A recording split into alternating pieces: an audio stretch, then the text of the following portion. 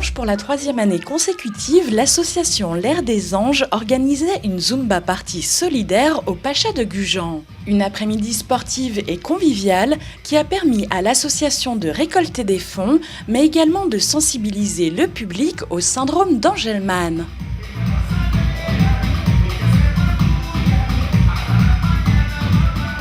Alors l'association L'Air des Anges en fait est une association de familles.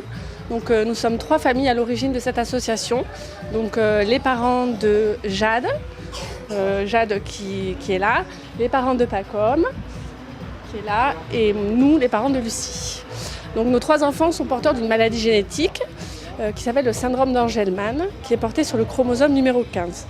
Donc le syndrome d'Angelman, en fait, c'est une maladie dont les symptômes principaux sont l'épilepsie, un retard psychomoteur, une absence de langage et puis des troubles du sommeil très importants, une certaine hyperactivité, des difficultés à les canaliser, voilà. Toute une série de symptômes un petit peu dramatiques comme ça.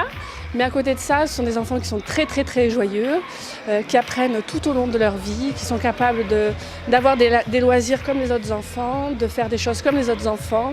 Et donc nous, l'Air des Anges, en fait, on souhaite développer plein d'activités pour montrer que nos enfants peuvent faire comme les autres.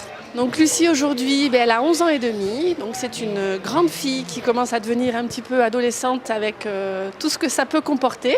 Elle est un petit peu en opposition. Donc Lucie, elle a besoin d'améliorer sa communication pour justement gérer ses frustrations.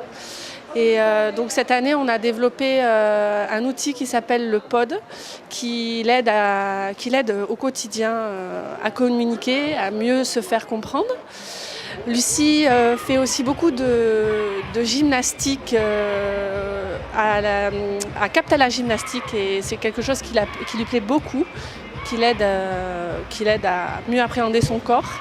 Jade qui a 7 ans, qui est toujours sur l'apprentissage de la marche, dont on poursuit au quotidien des exercices pour que ça puisse se fixer et ne pas non plus régresser, parce qu'il y a des stades parfois de régression où elle n'a plus du tout envie de marcher.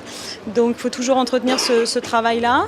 Ensuite, sur le plan de la communication, aujourd'hui, grâce à un travail renforcé, on arrive à obtenir des résultats grâce donc à différentes méthodes, que ce soit avec le POD ou que ce soit avec le PEX.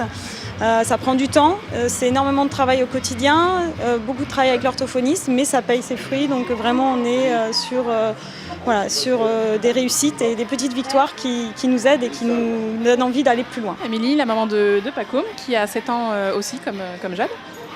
Et voilà, pareil, au niveau de la communication, on est sur le même outil de travail, on est sur le POD. Et on est en plein apprentissage, nous, de la marche. On a été ralenti un peu cette année à cause d'une petite blessure cet été. Et voilà, mais les progrès continuent, les formations à l'étranger sont programmées et on va continuer aussi là-dessus. Et voilà pour Pacom. Donc aujourd'hui, on organise une Zumba party, c'est notre 3e Zumba solidaire. Donc elle a pour but de récolter des fonds justement pour continuer à faire progresser nos enfants, tant sur le plan intellectuel que sur le plan moteur, et favoriser également la communication, donc continuer tout ce qu'on a entrepris ces dernières années. C'est une Zumba solidaire. Pourquoi solidaire ? Parce qu'en fait, outre toutes les personnes qui viennent à la Zumba pour donner de leur temps pour s'amuser et puis pour aider nos enfants, il y a plein de personnes autour qui nous ont aidés à mettre en place cette Zumba partie. Donc le Pacha qui met une salle à notre disposition, une boulangerie, la boulangerie Poliac, qui nous a offert le goûter pour une centaine de personnes. Donc c'est très très très gentil et très généreux. Et enfin nos 3 super profs de Zumba, Jennifer de la salle Latinofit à Biganos, Mélanie qui est à la salle Vitalitude à Gujan-Mestras et Aurore qui est à la gymnastique volontaire de Lacano de Mios. Donc en fait en plus c'est tout le bassin d'Arcachon qui est représenté pour cette Zumba solidaire.